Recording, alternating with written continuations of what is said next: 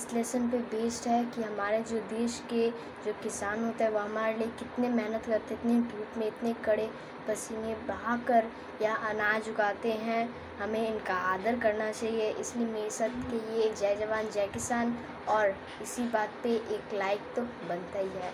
और हमारे इस वीडियो पे अगर हमारे चैनल पे आप लोग नए हैं तो हमारे इस चैनल को सब्सक्राइब कीजिए और बेल आइकन दबाइए, और हमारे इस वीडियो को कमेंट ज़रूर कीजिएगा कि कैसा लगा आप लोगों को ड्राइव। तब तक के लिए बाय बाय।